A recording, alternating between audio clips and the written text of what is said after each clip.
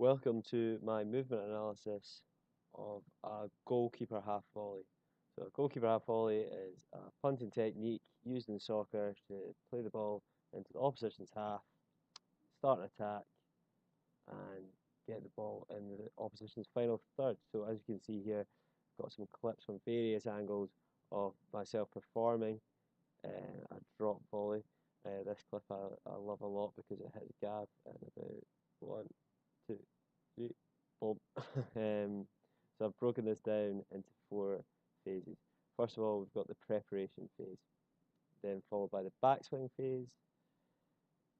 Thirdly, we've got the striking phase, and last but not least, we have the follow through.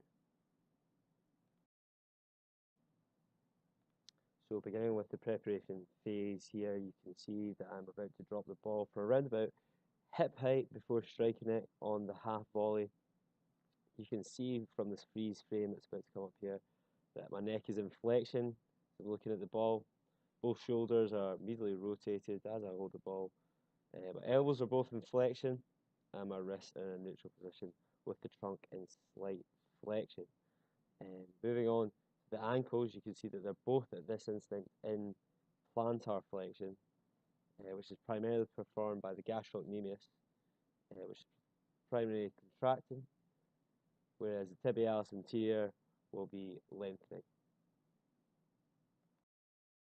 As we move into the backswing of the half volley, we can see that my hips are in extension, which is performed primarily by the gluteal maximus and the hamstring group, and their antagonistic pair would be the quadriceps for the hamstrings, and for the gluteal maximus would be the iliopsoas or the hip flexors. We can also see that my shoulders are in hyperextension. This is due to a contraction by the latissimus dorsi and the posterior deltoid, and the pectoralis major will be lengthening here. Furthermore, we can see at the knee, my striking leg, which is my right leg, is in flexion. This is performed by the hamstring group primarily. And on my standing leg, which is my left leg, my knee is an extension, which is performed by the quadriceps. As we move into the third phase of the movement, which is the striking phase, we can see that my shoulders are now slightly abducted. It's performed by the deltoid group. We can also see that my knee on my striking leg has moved into extension, and so has my knee on my standing leg, primarily performed again by the quadriceps, which are contracting, and we have the hamstrings, which are lengthening to allow for this movement.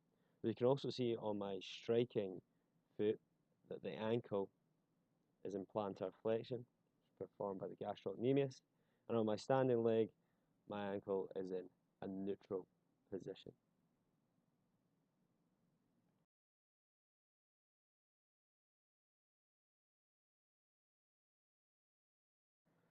As we move into the fourth and final phase of the half volley, we can see that after my foot strikes the ball, we move through into the follow through or recovery phase.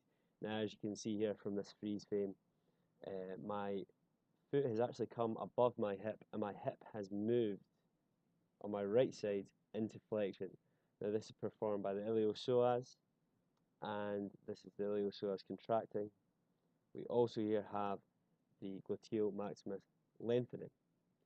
We can also see that my left ankle or standing leg ankle has moved into plantar flexion, and that my left gastrocnemius and soleus are actually taking all of my body weight.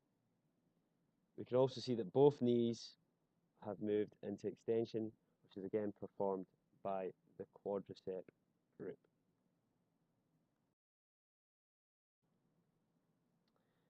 The final shots from this video are of the angles again of the half volley, going through the preparation, backswing, striking and follow through phases.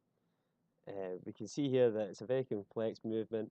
It's actually a technique that has gone somewhat out of fashion.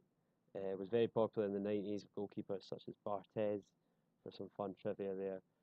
but it's a great technique, and it's been very interesting to analyse.